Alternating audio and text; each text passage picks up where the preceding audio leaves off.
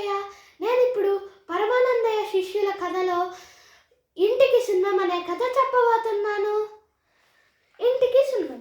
ప్రతి సంవత్సరం ఏదో ఒక శుభకార్యం చేయటం పరమానందయ్య గారికి అలవాటు.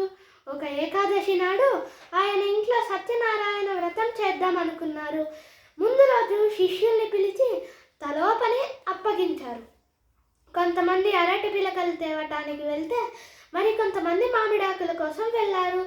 ఇంకొంతమంది అరటి పళ్ళు, అరటి ఆకులు, కొబ్బరికాయలు తేవడం కోసం బయలుదేరారు.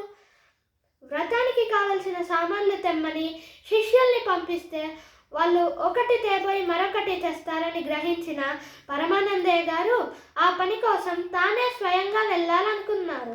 వెళ్తూ వెళ్తూ, ఒరేయ్ అన్నం పట్టు, నువ్వు అవధాని కలిసి ముందు ఇంటికి సున్నం వేయండి, మిగతా పనులు తర్వాత చూసుకోవచ్చు, అర్థమైందా అని చెప్పి పట్నానికి బయలుదేరారు. పరమానందయ్య గారు పట్నంలోకి వెళ్ళి వ్రతానికి కావలసిన సరుకులన్నీ మూట కట్టించుకుని ఇద్దరు శిష్యులతో కలిసి ఇంటికి వచ్చారు. రాగానే తమ ఇల్లు మాసిన సున్నంతో కనిపించింది. తల తిప్పి చూశారు. ఎదురుగా ఉన్న ఇల్లు కొత్త సున్నంతో తలతలలాడిపోతోంది. అది చూసి ఆయన కోపం నాశాలానికి అంటింది.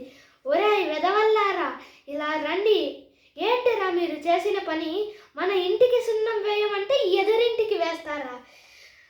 ఎందుకలా చేశారా ఈ పని అని గదమాయించారు.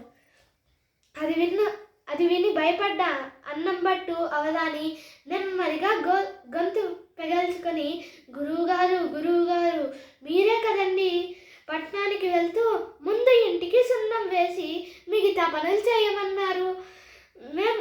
మేము మీరు చెప్పినట్టే ముందు ఇంటికి సున్నం వేసి మిగతా పనులు చేశాం, ఇందులో మా తప్పేముంది అని అమాయకంగా చెప్పారు. ఒరే నా కర్మకాలి మీకు గురువునయ్యానురా, ఎప్పటికీ మీకు తెలివితేటలు వస్తాయిరా, మిమ్మల్ని చూస్తుంటే నా కడుపు తరుక్కుపోతోంది, నేను పోతే మీరెలా బతుకుతారు అంటూ కన్నీళ్లు పెట్టుకున్నారు పరమానందయ్య గారు. ఓకే ఫ్రెండ్స్, ఇంతటితో ఈ కథ సమాప్తం. బాయ్.